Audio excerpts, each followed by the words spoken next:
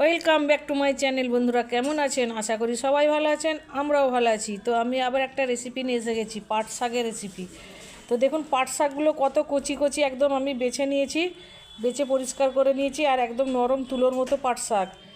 তো আমি পাট শাক দিয়ে চিংড়ি মাছের রেসিপি করব, একদম ইউনিক রেসিপি।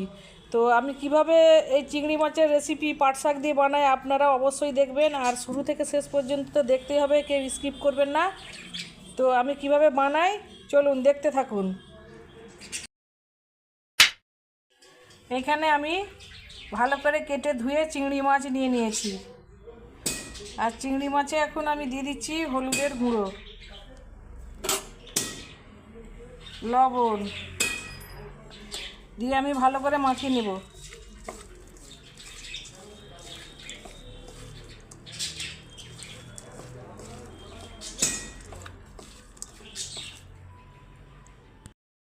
আর এখানে আমি পাট শাকগুলোকে ভালো করে ধুয়ে নিয়েছি একদম। ওভেনে আমি কড়াই বসিয়ে দিয়েছি, আর তেল গরম হয়ে গেছে। এখন আমি চিংড়ি মাছগুলো ভেজে নিচ্ছি।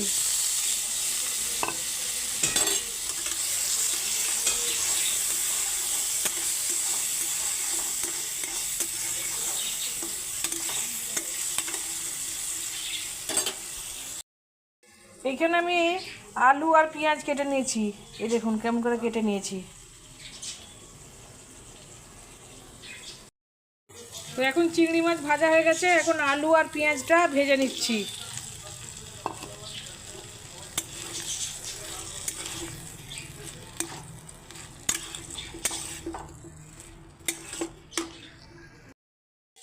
তো এখন আলুটা ভাজা ভাজা হয়ে গেছে, এখন দিয়ে দিচ্ছি লবণ,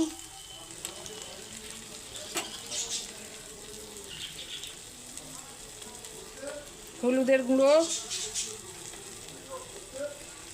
লঙ্কার গুঁড়ো,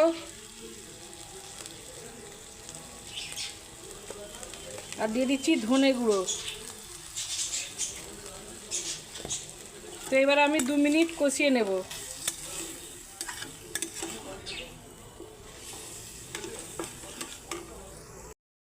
ভালো করে কষানো হয়ে গেছে, এখন আমি পাট শাকগুলো দিয়ে দিচ্ছি। তো একেবারে ইউনিক রান্না, এইভাবে আপনারা অবশ্যই অবশ্যই ট্রাই করবেন, খেতে খুবই টেস্টি হয়।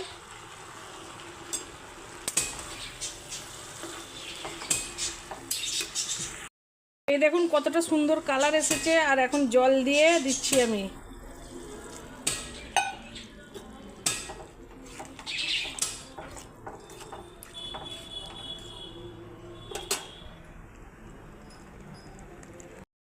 রেসিপি হয়ে গেছে একদম, আর এখন আমি ভাজা জিরের গুঁড়ো ছড়িয়ে দিচ্ছি অল্প।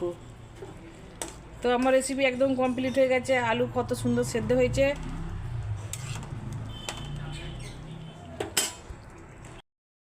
তো এই দেখুন কতটা সুন্দর হয়েছে একদম, দেখতে দেখতে যেমন লোভনীয়, খেতেও অসাধারণ একদম।